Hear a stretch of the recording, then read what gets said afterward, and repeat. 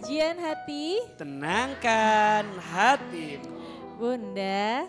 Iya, Selanjutnya kita akan masuk ke sesi tanya jawab ya Ustadz ya. boleh silahkan. Kita Ada siapa? Kita ada bintang tamu Iya. yang bernama Putri Dini Ustadz.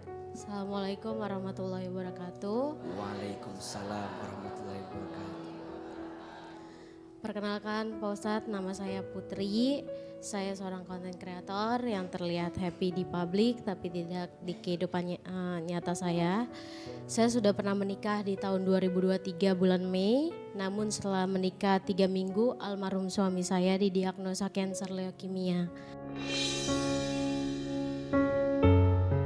Bolak-balik ke rumah sakit, cari darah, donor darah dari PMI 1 ke PMI lainnya. Dan kalau tidak mendapatkan persediaan darah, saya sampai harus melakukan barter darah untuk almarhum suami saya.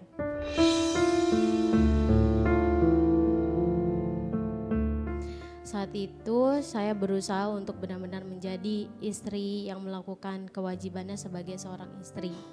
Hingga after kemo ke-9, Allah Subhanahu wa taala lebih sayang kepada almarhum suami saya. Hingga pada saat bulan September 2003 bertepatan dengan ulang tahun saya, ia meninggalkan saya untuk selama-lamanya. Itu adalah kado terburuk seumur hidup saya yang saya harus terima hingga saya trauma dengan bulan kelahiran saya sendiri. Pernikahan saya ditakdirkan sesingkat itu.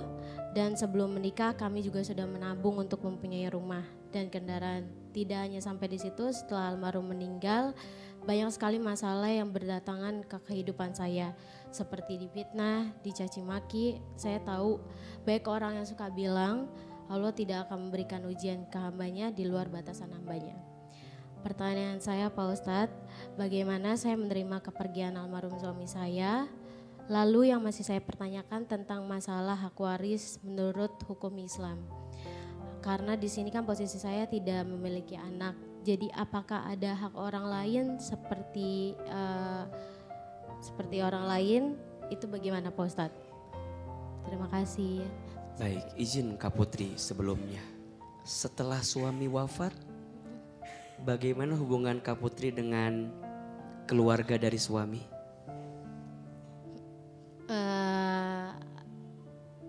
Ini tidak menyinggung pihak manapun, tapi pas setelah almarhum suami pergi, komunikasi saya atau hubungan saya dengan keluarga almarhum itu tidak baik-baik saja Pak Ustadz. Kenapa sebabnya? Karena ada percecokan tentang harta gono gini.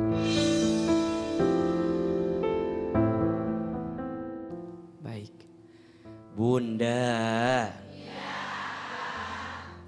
ada beberapa hal yang mungkin harus Ahilman lihat secara umum ya. Yang pertama, Kak Putri, kami turut berduka dengan wafatnya almarhum suami.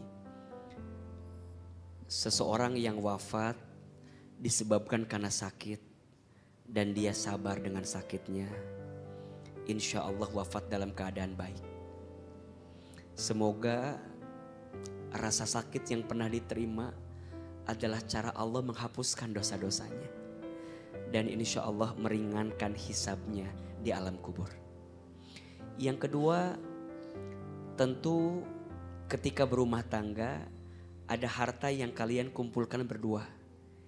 Itulah yang disebut dengan harta gonogini.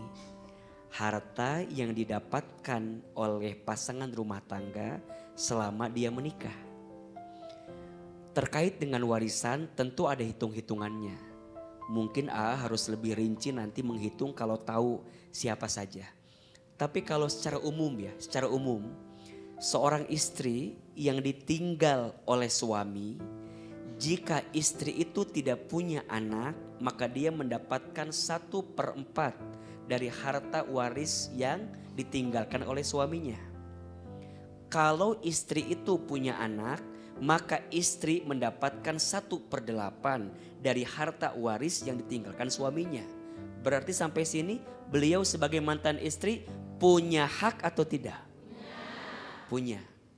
Setelah itu apakah ada keluarga yang lain yang mendapatkan? Tentu pihak ibu bisa dihitung 1/3 dapat. Nanti ada saudara dari pihak laki-laki juga ada. Tergantung berapa jumlah saudaranya. Perempuannya berapa, laki-lakinya berapa, tetap ada bagian.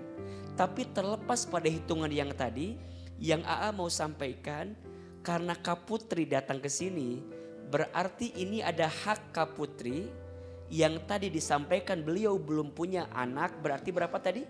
1/4. Maka keluarga besar suami jangan sampai menunda harta yang jadi hak untuk mantan istrinya. Karena bagaimanapun itu adalah ketentuan. Nanti ditanyakan saja ya, dan pihak keluarga kalaupun ada alasan kenapa kita harus menahan harta waris tadi, sampaikan. Sungguh harta waris itu kan milik Allah. Kembali kepada siapa? Allah. Dibagikan sesuai aturan siapa? Allah.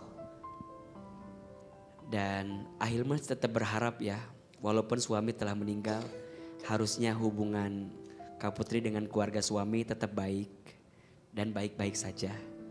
Jangan sampai ada sesuatu yang memutuskan silaturahim di antara kalian. Karena kata Nabi, ini cukup berat hadisnya tapi saya harus sampaikan. Boleh ya? Kata Nabi, tidak akan masuk surga seseorang yang memutuskan silaturahmi.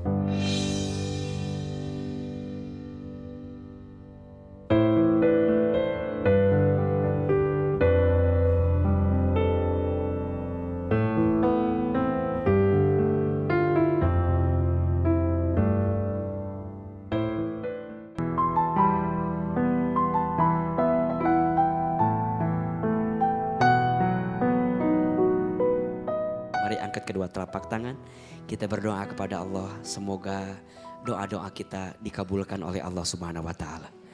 Ya Allah, sayangilah kami semua dengan rahmat-Mu. Ya Allah, cintailah kami semua dengan kasih sayang-Mu.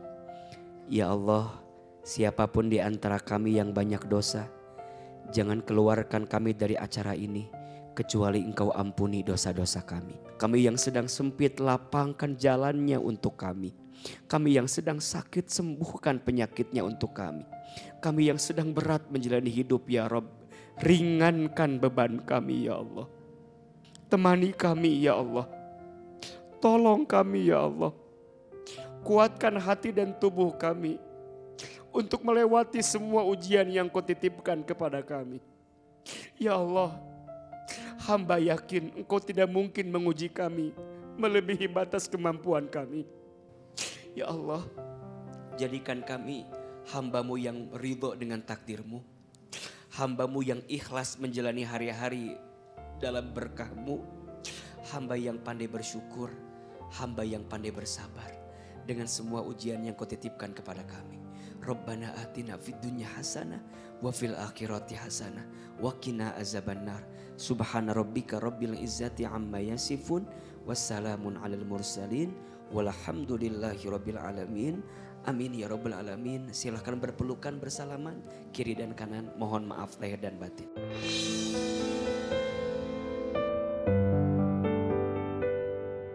Setiap luka yang kau rasa, setiap air mata yang jatuh adalah pertanda bahwa Sang Pencipta tidak pernah meninggalkanmu. Bertahanlah karena cahayanya selalu menunggu di ujung perjalananmu. Masya Allah.